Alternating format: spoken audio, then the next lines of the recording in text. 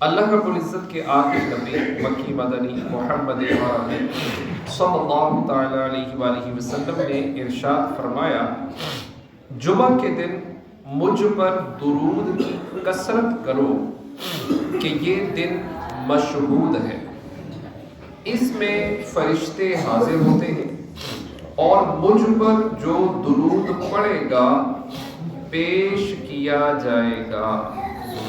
حضرت ابو درداء رضی اللہ تعالیٰ عنہ کہتے ہیں، میں نے عرض کی اور موت کے بعد؟ ارشاد فرمایا، بے شک اللہ تعالیٰ نے زمین پر انبیاء کرام علیہم السلام کے جسم کھانا حرام کر دیا ہے۔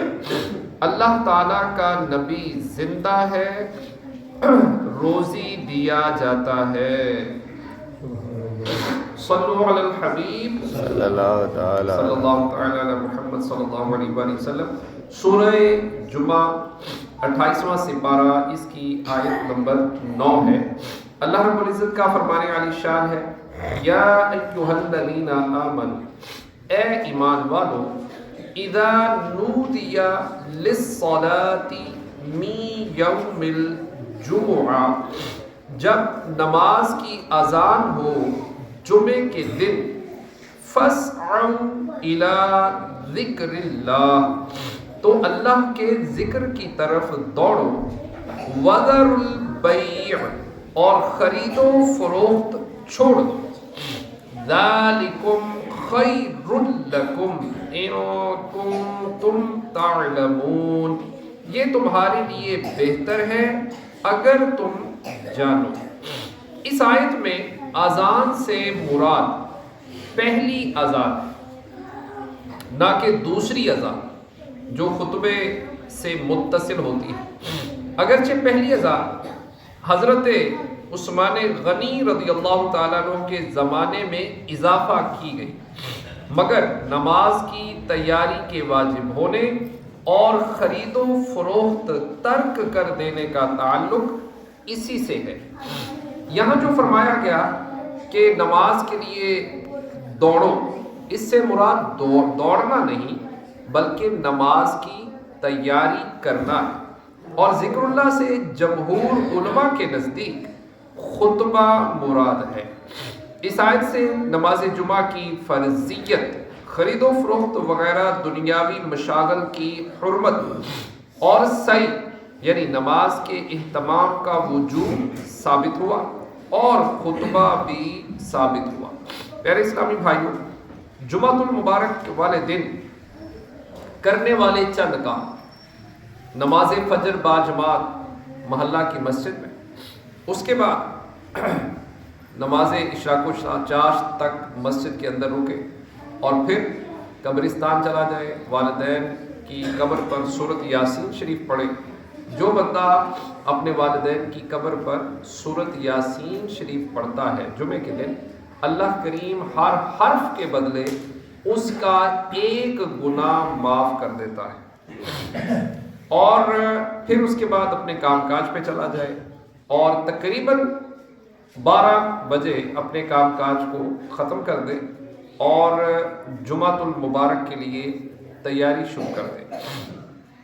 اور جمعۃ المبارک میں یاد رکھیے، جو بندہ اپنے ناخنوں کو کاٹتا ہے تو اس کے لیے 7+3 یعنی 10 دنوں کے لیے بیماری دور کر دی جاتی ہے اور شفا داخل کر دی جاتی ہے، بلائیں دور کر دی جاتی ہیں۔ اچھا، پھر اس کے بعد غسل کی تیاری کیجیے۔ اس سے پہلے اپنے جو بغل کے بال ہیں وہ صاف کیجیے، زیر ناف بال صاف کیجیے، مونچھوں کو پست کیجیے، داڑھی کو سنت کے مطابق ایک مٹھی قبضے میں لے کر جو زائد ہیں بال ان کو کاٹ لیجیے۔ اور جو بندہ جمعۃ المبارک کے دن جمعے کے لیے غسل کرتا ہے، اللہ کریم اس کے سارے گناہ بخش دیتا ہے، یہ حدیث پاک میں۔ اور پھر کیا ہے کہ پھر ہو سکے تو سفید کپڑے پہنے اور جو ہے وہ عطر لگائے، سرما لگائے، تیل لگائے اور امامہ شریف باندھے۔ جو جمعے کے دن امامہ باندھتا ہے اللہ تعالیٰ اور اس کے فرشتے جمعے کے دن امامہ باندھنے والوں پر درود بھیجتے ہیں. سبحان اللہ. اتنی بڑی بات کہ اللہ کریم اس بندے پر درود بھیجتا ہے جو بندہ جمعے والے دن امامہ سے جاتا ہے. ماشاءاللہ ہمارے بہت سارے لوگ امامہ باندھ کر آتے ہیں. جو انسان یہ چاہتا ہے کہ مجھ پر بھی اللہ کی رحمت برسے تو وہ جمعے والے دن امامہ باندھے. اچھا اس کے بعد جو ہے بندہ 1 بجے سے پہلے مسجد میں داخل ہو جائے. اچھا جو بندہ اول وقت میں مسجد میں داخل ہوتا ہے ان کے لیے کیا ہے؟ تو جو بندہ اول وقت میں مسجد میں داخل ہوگا اس کے لیے اللہ تعالیٰ کی راہ میں اونٹ صدقہ کرنے کا ثواب لکھا جائے گا. اچھا جو اس کے بعد آئیں گے ان کے لیے گائے، جو اس کے بعد آئیں گے اس کے لیے مینڈا، جو اس کے بعد آئیں گے اس کے لیے مرغ، جو اس کے بعد آئیں گے اس کے لیے انڈا اللہ کی راہ میں صدقہ کرنے کا ثواب لکھا جائے گا. اچھا آپ کیا ہے کہ جو انتہائی توجہ کے ساتھ بیان سنیں، پھر خطبہ سنیں، اور دونوں خطبوں کے درمیان دعا کی قبولیت کا موقع ہے کہ دونوں خطبوں کے درمیان دل کے اندر دعا مانگے. جو اللہ کریم فضل کرے دل میں دعا مانگے. کئی لوگ جو ہے وہ ہاتھ اٹھا لیتے ہیں اور زبان سے دعا مانگتے ہیں، ایسا نہیں.